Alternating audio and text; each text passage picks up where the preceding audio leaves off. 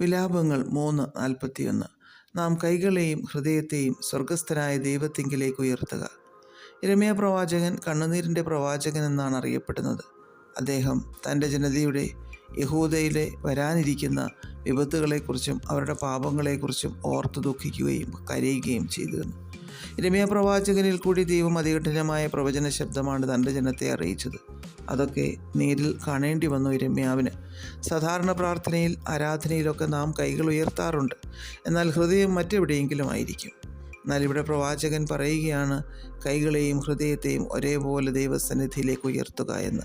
അതായത് ഹൃദയവും കൈകളും ഒരേപോലെ ദൈവസന്നിധിയിലേക്ക് ഉയർത്തുമ്പോൾ നമ്മുടെ വികാരങ്ങളും വിചാരങ്ങളും ഒരേപോലെ ദൈവസന്നിധിയിലേക്ക് ഉയർത്തപ്പെടുന്നു.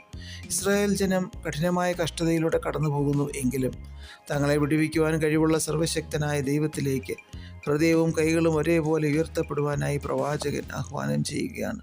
നമ്മുടെ ജീവിതത്തിലും പരിപൂർണമായൊരു സമർപ്പണം നമ്മുടെ ഭാഗത്തു നിന്നും ദൈവം ആഗ്രഹിക്കുന്നു. നമ്മുടെ ആത്മാവും ഹൃദയവും മനസ്സും ശരീരവുമെല്ലാം ദൈവസന്നിധിയിൽ ഒന്നിക്കുന്ന ഒരു സമർപ്പണത്തിൻ്റെ സമയം. പ്രവാസത്തിലിരിക്കുന്ന ജനത്തിൻ്റെ ദുഃഖത്തോട് പ്രവാചകനും പങ്കുചേർന്ന് അവരുടെ വിടുതലിനായി പ്രവാചകനും പ്രാർത്ഥിക്കുകയാണ്.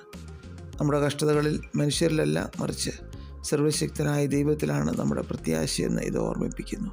ദൈവകോപത്തിൽ നിന്ന് രക്ഷ നേടുവാനുള്ള ഏക വഴി നമ്മുടെ പരിപൂർണമായ പശ്ചാത്താപമാണെന്ന് യിരെമ്യാവ് ജനത്തെ പഠിപ്പിക്കുന്നു.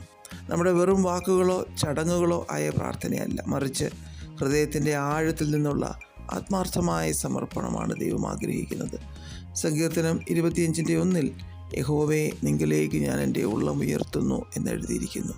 സങ്കീർത്തനക്കാരൻ അതിൽ യാതൊരു സംശയവുമില്ലായിരുന്നു. യോവേൽ 2:13 നിങ്ങളുടെ വസ്ത്രങ്ങളെയല്ല ഹൃദയങ്ങളെ കീറി നിങ്ങളുടെ ദൈവമായ യഹോവയിലേക്ക് തിരിയുവീനെന്ന് എഴുതിയിരിക്കുന്നു. നമുക്ക് നമ്മുടെ ഹൃദയത്തെ പൂർണ്ണമായും ദൈവസന്നിധിയിലേക്ക് ഉയർത്തി പ്രാർത്ഥിക്കാം. രണ്ട് രാജ്യങ്ങൾ തമ്മിൽ യുദ്ധമുണ്ടാകുമ്പോൾ തോൽവി നേരിടുന്ന യോദ്ധാക്കൾ കൈയുയർത്തി തോൽവി സമ്മതിക്കാറുണ്ട്. എന്നാൽ കൈയും ഹൃദയവും ദൈവസന്നിധിയിലേക്ക് ഉയർത്തി നമ്മുടെ പരാജയം സമ്മതിച്ച് ദൈവത്താലല്ലാതെ നമുക്ക് ഒന്നും ചെയ്യുവാൻ സാധിക്കില്ല എന്ന ബോധ്യത്തിലേക്ക് നമുക്ക് വരാം. ദൈവസന്നിധിയിൽ നമ്മെ പൂർണ്ണമായി സമർപ്പിക്കാം. അപ്രകാരമുള്ള സമർപ്പണത്തിൽ നിന്ന് നാം പ്രാർത്ഥിക്കുമ്പോൾ വലിയ വിടുതൽ നമ്മുടെ ജീവിതത്തിൽ അനുഭവിക്കുവാനിടയായിത്തീരും. പ്രാർത്ഥിക്കാം. പ്രിയപിതാവേ, പൂർണ്ണ സമർപ്പണത്തോടെ അങ്ങയുടെ സന്നിധിയിലായിരിക്കുവാൻ ഞങ്ങളെ സഹായിക്കണമേ. യേശുക്രിസ്തുവിൻ്റെ നാമത്തിൽ ആമേൻ. God bless us all.